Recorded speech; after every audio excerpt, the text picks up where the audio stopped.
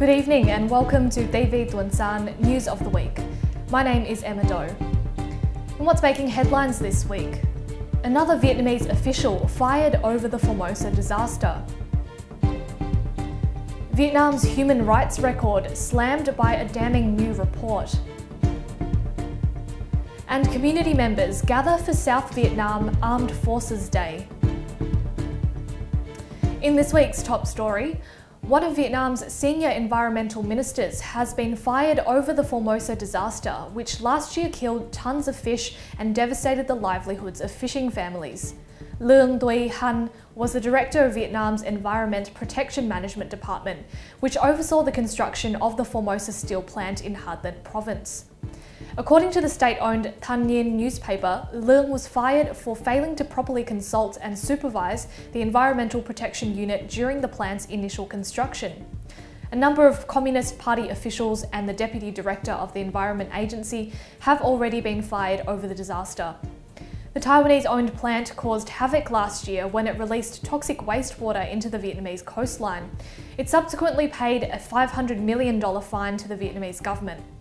Last month, the government gave the plant the green light to begin operating again on a trial basis.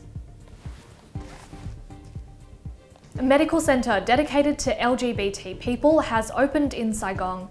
The centre will offer free counselling and low-cost health monitoring to people in the LGBT community, including people diagnosed with HIV, those who take hormones, and people who have recently undergone surgical sex changes in other countries. Foreigners who live and work in Vietnam can also access the same services. The centre is co-run by two social enterprises, the Men's Healthcare Clinic and G-Link, which provides healthcare and advocates for transgender women and men. The health centre will also provide free HIV tests and free screenings for sexually transmitted diseases. Although Vietnamese law recognises transgender people, it is still not yet legal to undergo hormone therapy or surgery for a sex change. Many instead turn to neighbouring countries such as Thailand. One woman told the Vietnam News website that her friends who experienced post-surgical complications felt uncomfortable visiting Vietnamese health facilities. Doctors at the new clinic say the space offers LGBT people a safe place to receive health advice. A New York-based rights group has released a damning report on the Vietnamese government's treatment of activists and dissidents. In a report released on Monday, the group Human Rights Watch said bloggers and activists were being beaten and intimidated by the Vietnamese state government. It urged the government to end attacks and be held accountable to its actions. The report detailed 36 incidents between January 2015 and April 2017 where unknown men in civilian clothes beat rights campaigners. Victims told the group that they had often been beaten in the presence of uniformed police who did not intervene. Vietnam has rejected the report and maintains that it acts in accordance with international human rights treaties. A 45-year-old woman has broken Vietnam's national record by giving birth to her 14th and 15th child. According to a Vietnamese healthcare official, Nguyễn Thị Sâm from the country's central province of Nghệ An had been pregnant for 32 weeks. She reportedly gave birth to twins via a C-section at the Từ Dũ Maternity Hospital in Ho Chi Minh City on Sunday. For decades, Vietnamese law has encouraged a two-child limit on families, although the law is only compulsory for members of the ruling Communist Party. The Southeast Asian country's previous record of 14 children was set in Hanoi in 2013. A new study has warned Vietnam of deadly rising temperatures caused by inaction to reduce global emissions. The study, published in the journal Nature Climate Change, said inaction to cut emissions could result in the worst-case scenario where Vietnam would experience deadly hot days for between 200 to 250 days of the year by the year 2100. The study also said that nearly a third of people around the world are currently exposed to deadly heat waves. Between 1995 and 2005, Vietnam had 50 or more deadly hot days per year. Bad heat waves are defined as when heat and humidity exceed a person's core body temperature. Strong heat can cause stroke-related deaths. In 2003, a European heat wave was linked to 70,000 deaths. Similar cases have also been recorded in both Russia and the US. Vietnam's National Assembly has approved amendments to various laws in the country's 2015 Penal Code, one of which will see teenagers as young as 14 be charged for very serious crimes. Local media reports that another new regulation forces lawyers to denounce clients who commit felonies against national security. Vietnamese lawyers have told media that the new regulation would conflict with their own code of ethics, which prohibits attorneys from revealing information about their clients and cases. The enforcement of the amended 2015 Penal Code is expected to start from January 1st next year.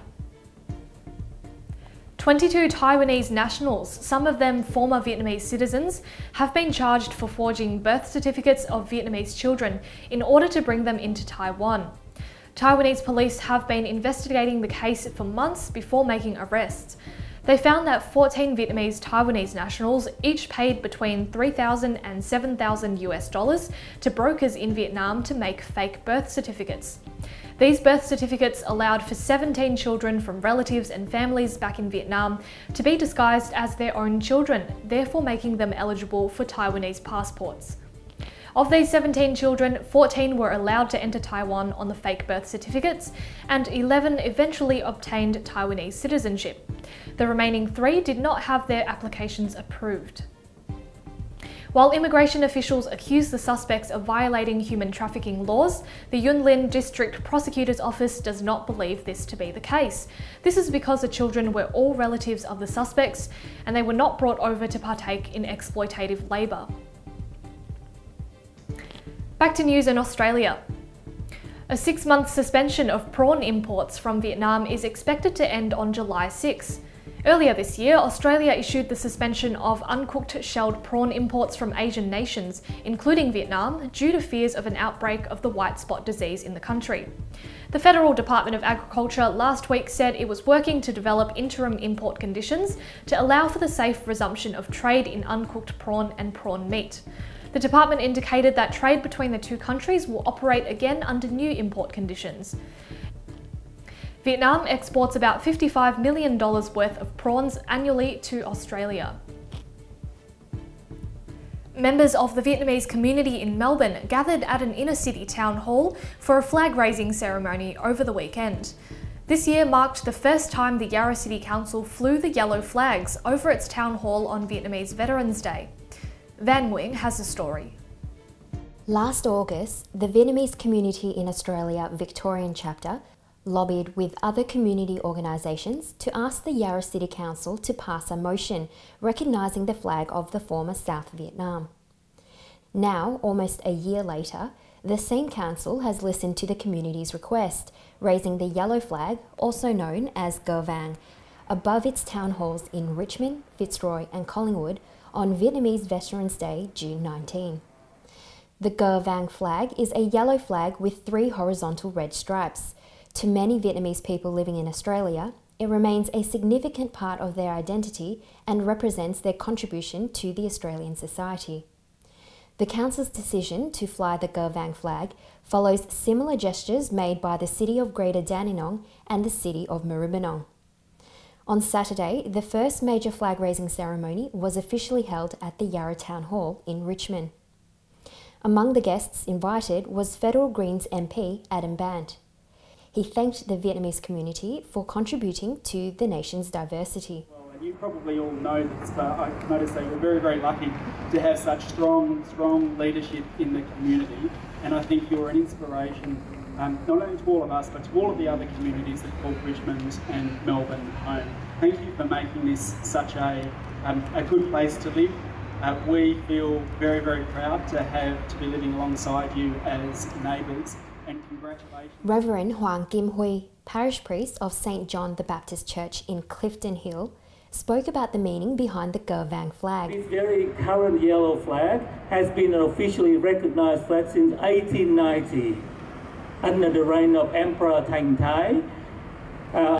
For yellow symbolizes many things.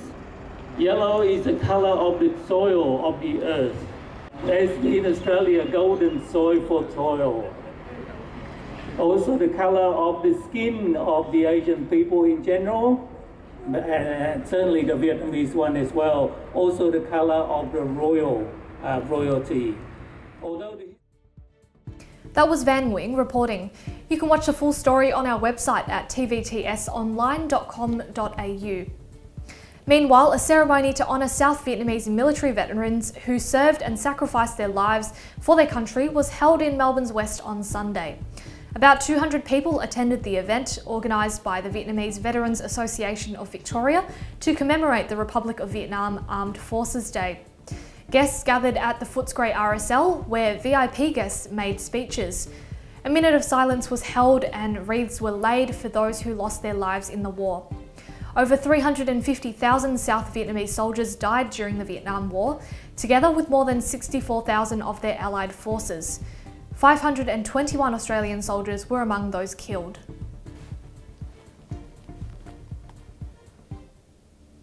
That's all from TV Tuần-san News of the Week. For more stories, you can follow TV Tuần-san at tvtsonline.com.au and at Facebook at TV Tuần-san. I'm Emma Doe, thank you so much for watching, and I look forward to your company at the same time next week.